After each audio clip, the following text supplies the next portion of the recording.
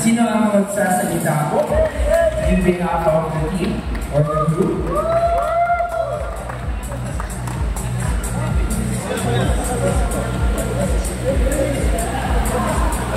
Sir, what is your name? Ano pong pangalan?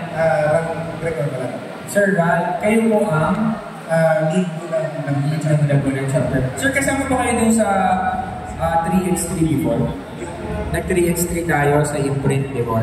Hindi. Hindi ba? Hindi nakasama. Hindi kayo nakasali. Okay. Kasi madalas kami may ride. Every month. Every month may ride kayo. So, this is the first time na nag-meet tayo, Sir Val. Yes. This is the first time. So, kayo po ang lead ng Laguna. For how many years na? Second year na po. Okay. Pakilang anniversary na ng EDV ngayon? Third year for this. For this year. Alright. So, Sir Val, ayun yung camera. Please, malawak na po kayo. So, this is actually a profile of each motorcycle club or group para po magawa namin yung documentary namin. Okay? Alright. So, Sir Val, please tell us the story about your group here in Laguna, ADV 160 Laguna. Paano na po? What is the reason bakit gustong-gusto mong makasama itong mga ito? Kasi, alam naman po natin lahat, di ba? Tayong lahat na riders, meron tayong kwento. No? May kwentong ride tayo eh. No? Sir Ralph. So, okay. So, Sir Ralph, please, here's the camera. Please tell us, what is the ADV 160 Laguna all about? Okay, ang ADV 160 po ay, ang chairman po namin ay si Arnie Ponete. So, ang pinaka-goal po ng grupo is to eliminate yung toxicity sa social media. At the same time, very, common din siya sa mga riding community. So, ang goal lang was to, yung tagline niya namin, banner statement. So, kumbaga, ang goal was to make a community na hindi siya nakafocus sa negativity or yung negative aspect ng isang tao sa social media or sa isang group. So, yun. So, sa 2 years naman namin, yung grupo naman ang naging goal was to, kasi una na lang doon, naging grupo kami kasi nga pare-pareho ng motor. Pero ang isang na-enjoy ko sa grupo was yung camaraderie at saka yung uniteness. Pag magkakasama, walang presidente, walang ganto. Pag nagkasama, din yung biruan. Wala din naman below the belt. Pero ibig sabihin, mararamdaman mo yung saya. Kasi diba, yung pinag-uusapan niya namin na yung ride o yung pagsasama-sama namin bilang isang rider. Kasi sa kanya-kanya nating buhay, may problema tayo sa pamilya, may problema tayo sa trabaho. So we make it sure yung community namin or yung aming grupo pag nagsasama-sama ay masaya palagi.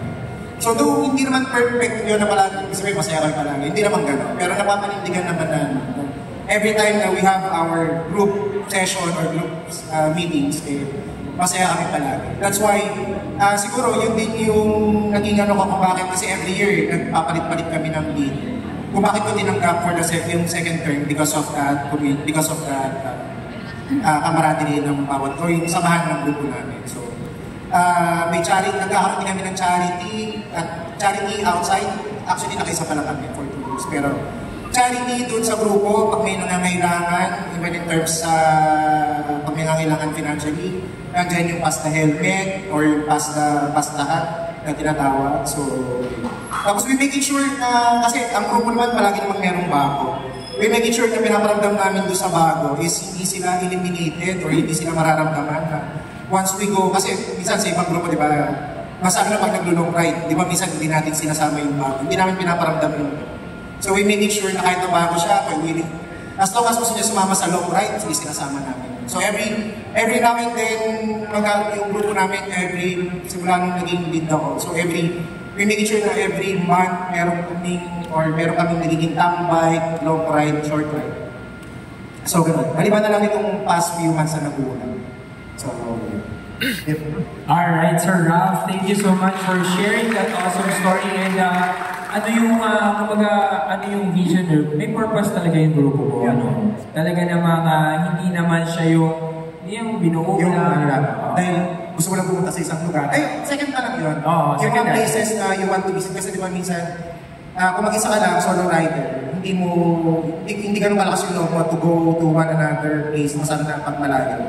So, last year, from Laguna, nag-Baguio kami, nag-Ilocos kami, nag-Gingalan, so, we make it sure na may mga ganun na kami every month kung kakayanin.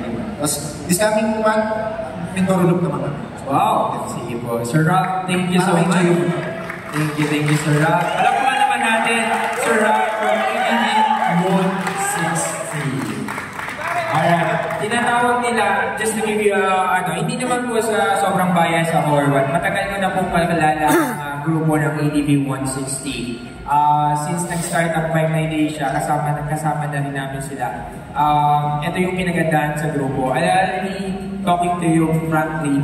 59 Asia, ang aming pong official apparel ay, nakita niyo naman, it's Imprint Customs. Sila naman ay parang, like what me and Kaparty said, sila lang naman ang nagbibigay ng kulay. Kasi ang mahalaga, nagkakasundo at magkakonekta tayo sa dahilan kung bakit nandiyan ang grupo.